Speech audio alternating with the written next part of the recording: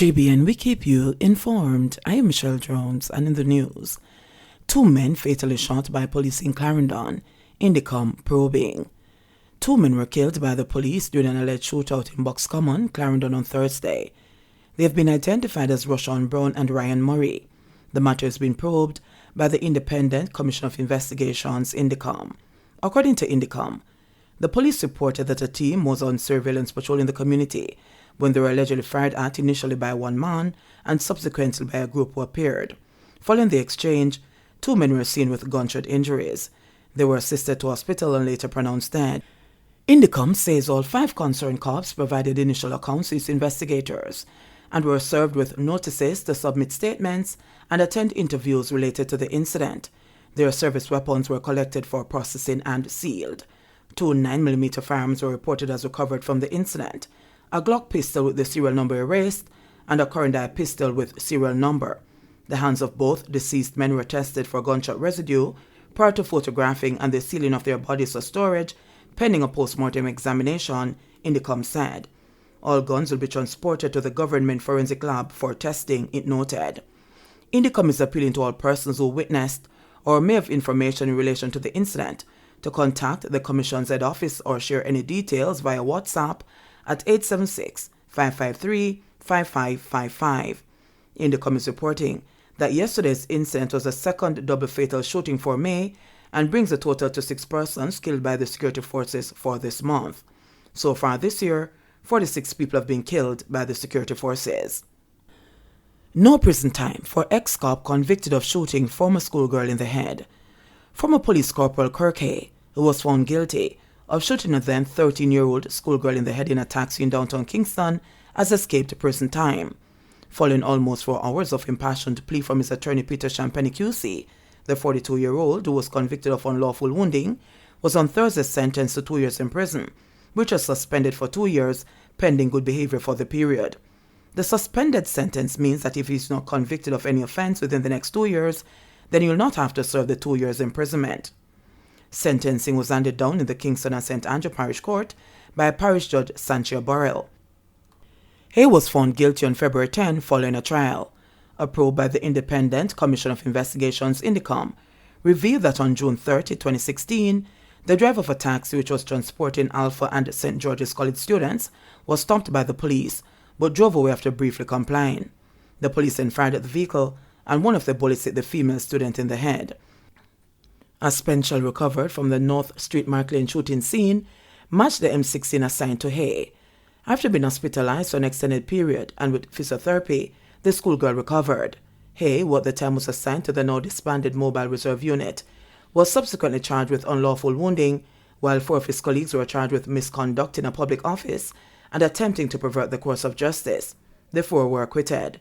During his trial, Hay had denied being a part of any police shooting, but ballistic evidence presented by Indicom prosecutors proved that it was his weapon that was used in the shooting.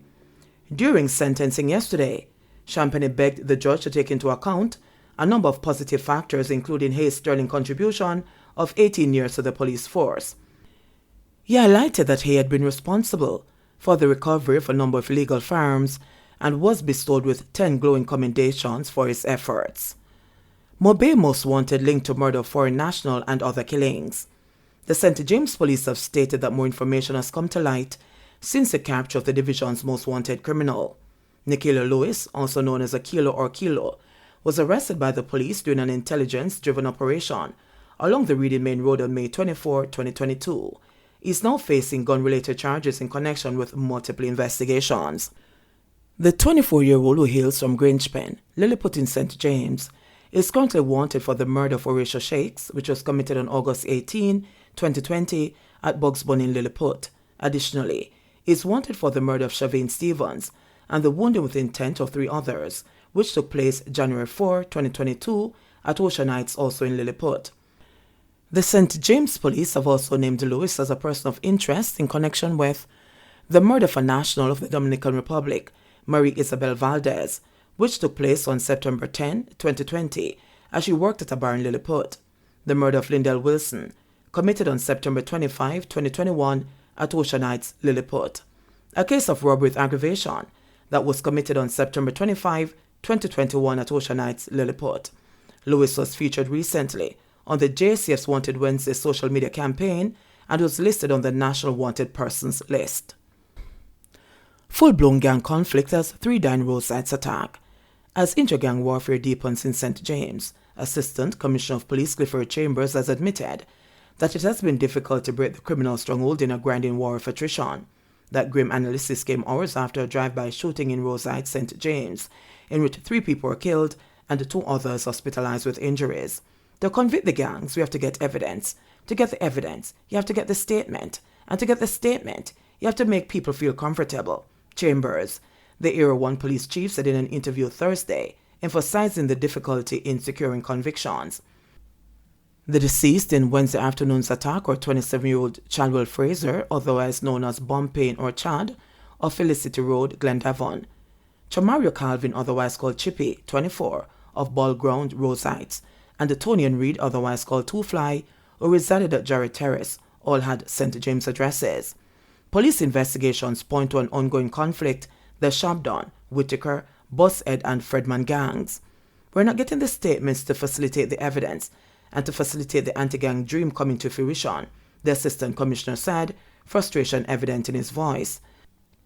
Noting that he understood that residents were fearful, he acknowledged that the task was Herculean.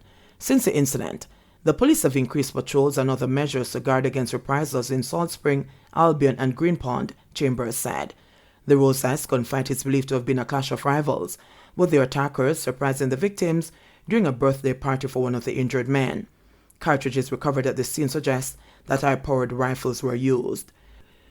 Reports are that the group was on Mile Road when a silver Toyota Axle motor car drove up. Masked men with rifles exited the car and opened fire.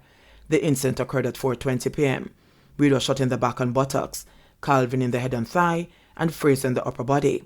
Fraser was pronounced dead on arrival at the Cornwall Regional Hospital, and Calvin and Reed succumbed to their injuries while undergoing treatment.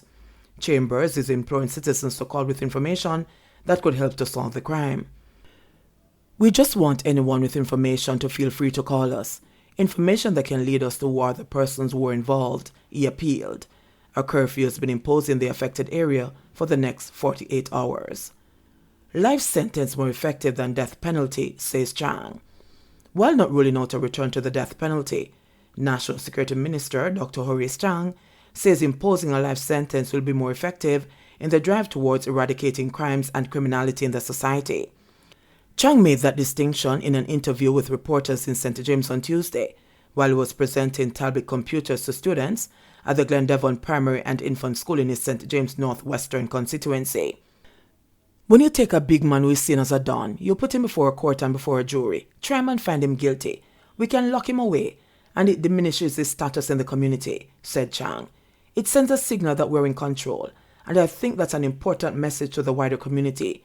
He said it's a preferred punishment to apply to those who use the gun to commit murder. Murders committed across Jamaica between January 1 and May 23 this year amounted to 574, an increase of 35% over the 539 cases recorded for the corresponding period of 2021, according to data provided by the Jamaica Constabulary Force Statistics Unit.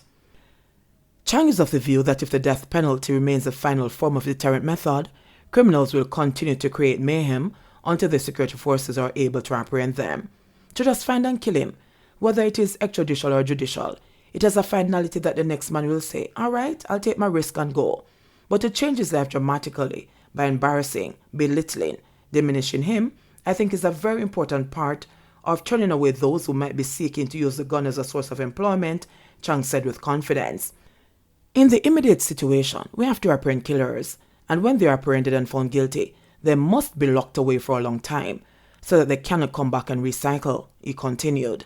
Capital punishment is a legal penalty in Jamaica. Currently, the only crime punishable by death is aggravated murder. The method of execution is by hanging. However, in 2004, Jamaica removed mandatory death penalty for murder. The sentence remains on the books for certain categories of murder, but there has been no execution since February 1988. Chang noted that the death penalty is debatable. There are some of us who support it in the circumstances where they are found guilty of causing death to another citizen. Others feel differently. 334 new COVID cases, 5 more deaths. Jamaica recorded 334 new COVID-19 cases over a 24-hour period up to Thursday afternoon. 5 COVID-19 deaths that occurred from September 2021 to May 2022 were also recorded on Thursday, bringing the overall coronavirus death toll in Jamaica to 3,049. A 77-year-old man from St. Thomas is among the latest recorded COVID fatalities nationally.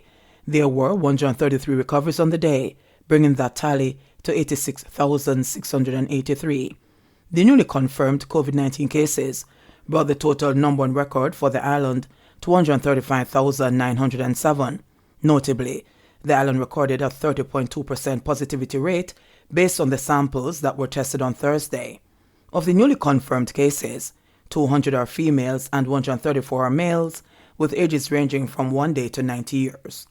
The case count was made up of Kingston and St. Andrew 109, St. Catherine 65, St. Thomas 49, St. Anne 28, Manchester 24, St. Elizabeth 19, Clarendon 18, Trelawney 8, Westmoreland 8, St. Mary 4, Hanover 1 and St. Thomas 1. There are 31 moderately ill patients, 3 severely ill patients and 4 critically ill patients among 3,201 active cases now under observation in Jamaica. There are 124 COVID-19 patients now hospitalized locally. In JBN, we keep you informed. Please remember to subscribe, like, share, leave us a comment and click the notification bell to receive our daily news items.